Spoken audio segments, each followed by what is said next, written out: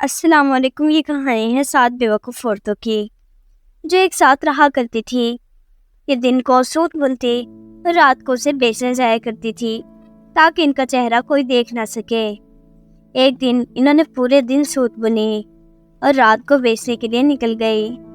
ان کے سروں پر گٹھڑیاں تھیں۔ جب یہ جا رہی تھی تو سپاہی نے انہیں دیکھا اور کہا، تم کدھر جاتی ہو؟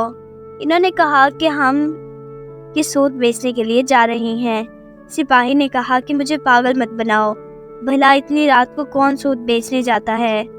تم مجھے چورنیاں لگتی ہو اور تم کسی چیز کے چرانے کے چکر میں ہو۔ سپاہی فوراً انہیں داروغہ کے پاس لے گیا۔ داروغہ اس وقت آرام کر رہا تھا اور وہ اپنے کمرے میں تھا۔ داروغہ نے کہا کہ انہیں میرے ساتھ والے کمرے میں بند کر دو۔ چونکہ وہ کوٹری تھی، ان ساتوں کو وہاں پر بند کر دیا گیا۔ داروغہ اس وقت فل نیند میں تھا، اس لیے اس نے بات پر زیادہ غور نہ کیا۔ ان ساتوں کو کمرے میں بند کر دیا گیا۔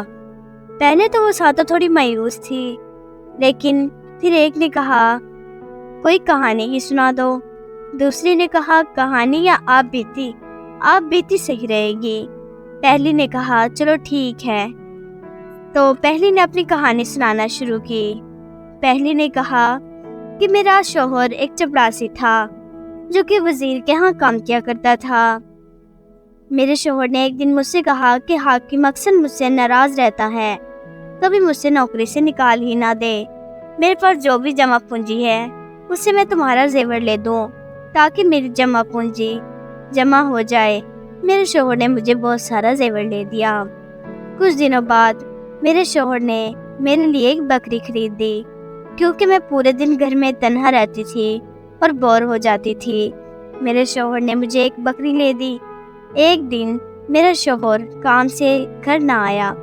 میں نے اپنے شوہر کے لیے کھانا تیار کیا اور اس بکری، جس کا نام بدو تھا، کے گلے میں باندھ دیا، اور میں نے اپنا سارا زیور اس بدو کو پہنا دیا تاکہ میرا شوہر اگر محفل میں بیٹھا ہو تو اس کی بدنامی نہ ہو۔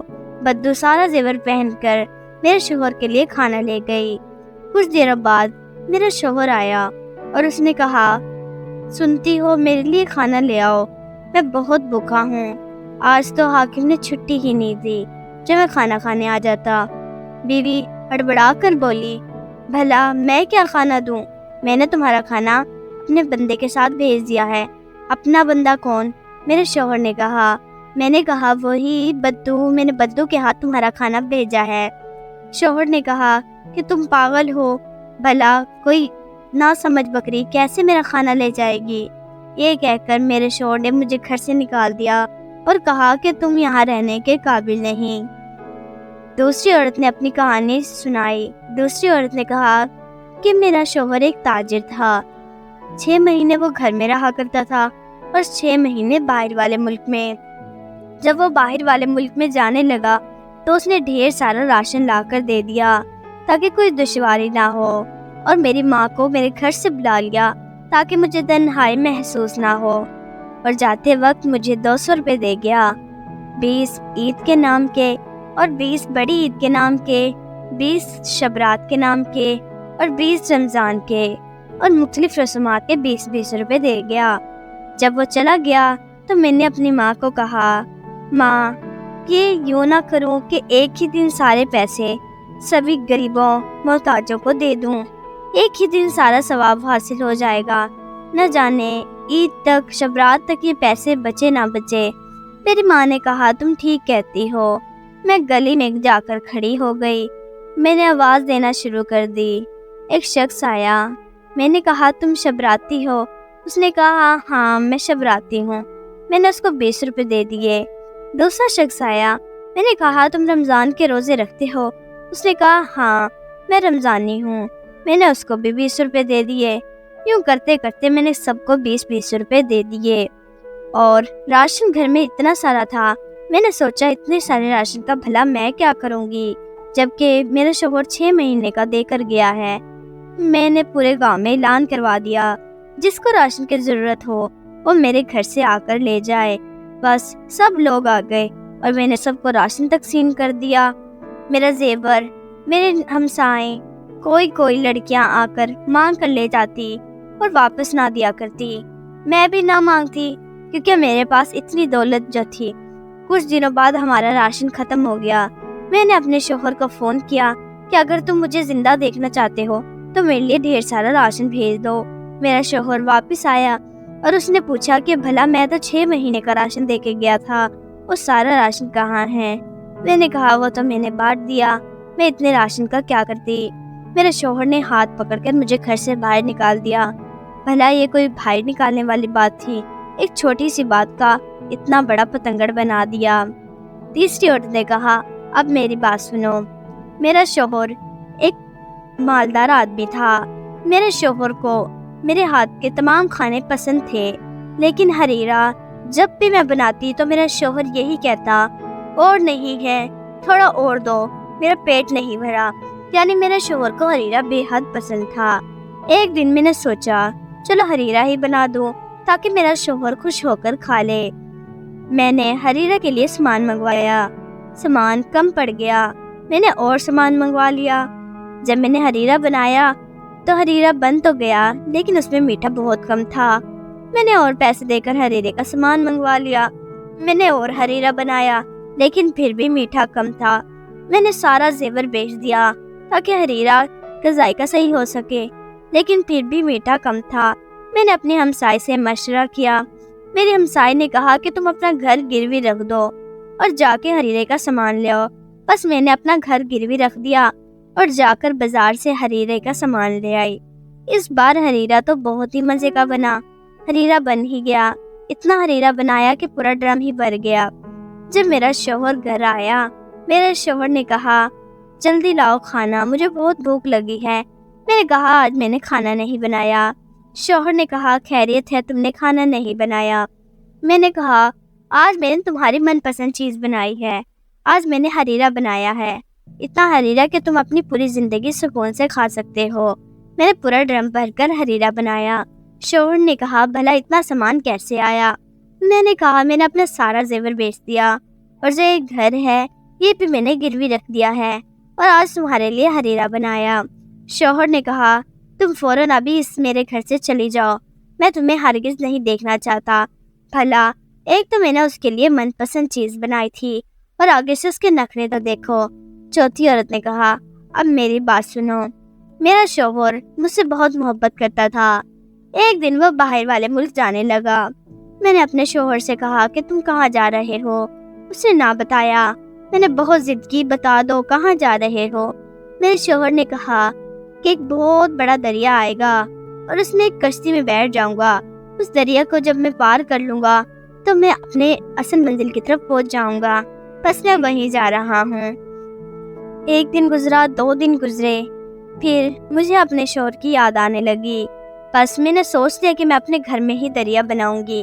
میں نے گھر میں ساری کھڑکیاں دروازے بند کروا دیے اور پانی بھروانا شروع کر دیا۔ پانی میرے گھر کے بیچ تک پہنچا لیکن اوپر تک نہ پہنچ سکا۔ بس میں نے بھی اپنا زیور بیچ کر اور پانی ڈلوانا شروع کر دیا۔ میں نے اپنے گھر کی دیواروں تک پانی بھر لیا۔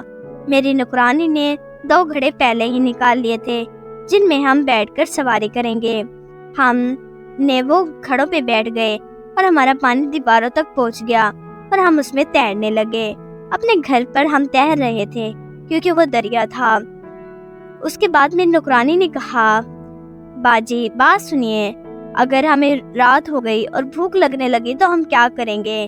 میں نے کہا کوئی بات نہیں، ہم ہمسائے کے گھر سے کھانا لے لیں گے، تھوڑی دیر بعد تو ہم پہنچ ہی جائیں گے۔ بس ہم اس گھڑے میں بیٹھ کر اپنے گھر پر تیرنے لگے۔ جیسے ہی ہم تیرنے لگے تو ہم اپنے گھر کی دیوار پر پہنچ گئے۔ میری نوکرانی نے کہا ہم اپنے اصل منزل کی طرف پہنچ گئے۔ میں نے کہا کیا؟ میں نے سامنے دیکھا تو میرا شوہر کھڑا تھا۔ میں نے کہا یہ دیکھو ہم آج تمہارے پاس پہنچ ہی گئے، جیسا تم نے راستہ بتایا تھا میں اسی راستے سے آئی ہوں۔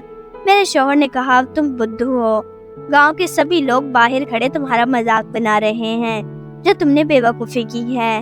یہ تو میں اس لیے آیا تھا، میں کچھ کاغذ گھر بھول گیا تھا، وہ لینے کی غرض سے آیا تھا۔ جب میں نے دیکھا تو پورے گھر میں پانی بھرا ہوا تھا، تو میں ہمسائے کی چھت سے اپنی چھت پر آیا ہوں۔ یہ سوچ کر اس نے بھی مجھے گھر سے نکال دیا اور مجھے طلاق دے دی۔ چوتھی عورت نے کہا 5ویں عورت نے اپنی کہانی سنانا شروع کی۔ 5ویں عورت نے کہا کہ میرے شوہر نے تمام گھروں میں افطاری کی۔ یہ رمضان کا مہینہ تھا۔ رمضان کے آخری عشرے میں میرے شوہر نے کہا کہ ہمیں بھی لوگوں کی افطاری کرنی چاہیے۔ میں تمام لوگوں کے گھر افطاریاں کر کے آیا ہوں۔ میں نے کہا ٹھیک ہے۔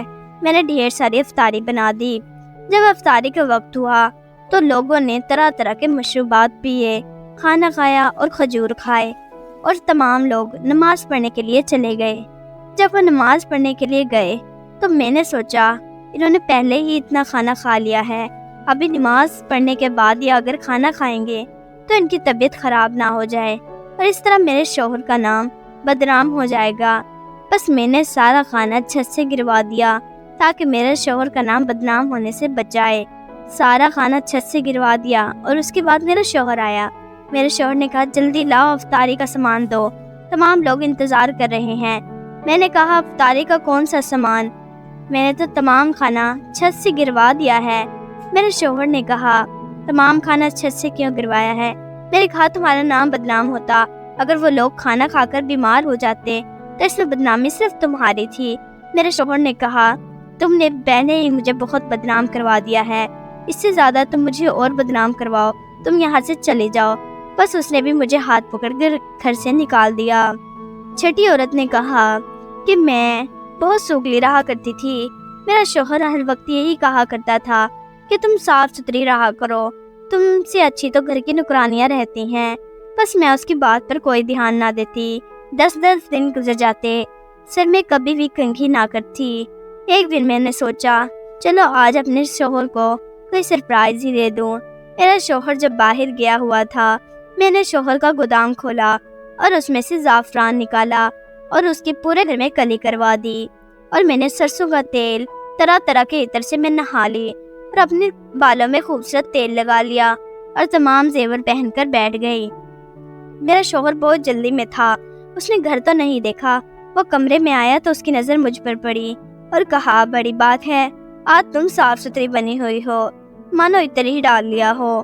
میں نے کہا ہاں۔ شوہر نے کہا جلدی کرو، گودام کی چابی دو، باہر کچھ لوگ گودام سے سامان لینے آئے ہیں۔ میں نے کہا گودام کی کیسی چابی؟ میرے شوہر نے کہا سامان لینا ہے گودام سے، باتیں بعد میں کریں گے، پہلے تم مجھے چابی دے دو۔ بیوی نے کہا گودام میں کچھ بھی نہیں۔ شوہر نے کہا کیوں، کیا سارا سامان چوری ہو گیا ہے؟ بیوی نے کہا نہیں، سارے سامان سے میں نے کلی کروا لی ہے اور اپنے اوپر ڈال لیا ہے، اور اب گودام میں ایک کٹو بھی نہیں۔ شوہر نے کہا ارے پگلی یہ تم نے کیا کیا؟ اب بھلا میں باہر جا کر گاہکوں کو کیا جواب دوں گا؟ تم فوراً یہاں سے چلے جاؤ۔ بس اس نے بھی مجھے گھر سے نکال دیا۔ 7ویں عورت نے کہا کہ میں جب جوان تھی میں 3 بہنوں کی سب سے بڑی بہن تھی۔ میری باقی بہنوں کی شادی ہو چکی تھی، میری ابھی تک شادی نہیں ہوئی تھی۔ کچھ سال بعد میری بھی شادی ہو گئی۔ میں ایک غریب سے لڑکے کے ہاں گئی، ایک بدصورت سا تھا۔ جب میں اس کے ہاں گئی تو وہ مجھے بہت کم پیسے دیا کرتا تھا۔ میں نے بھی ساتھ والی ہمسائی سے دوستی کر لی کیونکہ میں اپنے گھر میں مالدار تھی اور اتنے کم پیسوں پہ گزارا نہیں ہو سکتا تھا۔ بس میں نے اپنا زیور بیچنا شروع کر دیا اور اس سے مہینے کا گزارا کیا کرتی۔ ایک دن میری ماں کی طبیعت زیادہ خراب ہو گئی۔ ہم نے اپنی والدہ کا بہت علاج کروایا لیکن میری والدہ کا کوئی علاج نہ ہوا، اور کچھ دنوں بعد میری ماں فوت ہو گئی۔ میں نے اپنے شوہر کو کہا کہ تدفین ہم ہی کریں گے، تمام خرچہ ہمیں اٹھائیں گے۔ میرے شوہر نے کہا ایک شرط پر، اگر تم اپنی ماں کی کوئی بھاری چیز ورثے میں اٹھاتی ہو تو میں تمہاری ماں کی تدفین کا کام کروں گا۔ میں نے کہا ٹھیک ہے۔ میرے شوہر نے جیسے تیسے کر کے 200 روپے ادھار لیے اور میری والدہ کا شانہ شوکت سے تدفین کر دی اور تمام رسومات کی۔ جب میرے شوہر گھر آیا تو میں نے اسے کمرے میں بلایا۔ میرے شوہر نے کہا بلا بتاؤ تم نے کیا اٹھایا ہے؟ میں نے کہا میں نے پتھر اٹھایا ہے جس پر میری ماں نماز پڑھتی تھی۔ تم نے ہی تو کہا تھا کہ کوئی بھاری چیز اٹھانا، بس تمہاری بات مانتے ہوئے میں نے یہ بھاری چیز اٹھا لی۔ شوہر نے اپنا سر پیٹا اور کہا تم یہاں سے چلی جاؤ۔ میں نے بھاری چیز یوں نہیں کہا تھا، میں نے کہا تھا کوئی ایسی چیز جو کہ بکنے میں بھی مہنگی ہو۔ بس میرے شوہر نے بھی مجھے گھر سے باہر نکال دیا۔ یہ ساتوں عورتیں اپنی اپنی کہانیاں سنا رہی تھی۔ صبح ہوئی، دروگا نے انہیں کھول دیا۔ دروگا سے جب سپاہی نے پوچھا آپ نے انہیں کیوں جانے دیا، دروگا نے کہا کہ میں نے ان ساتوں عورتوں کی کہانیاں سن لی تھی۔ یہ کوئی چور نہیں تھی، یہ ساتوں بے وقوف عورتیں تھیں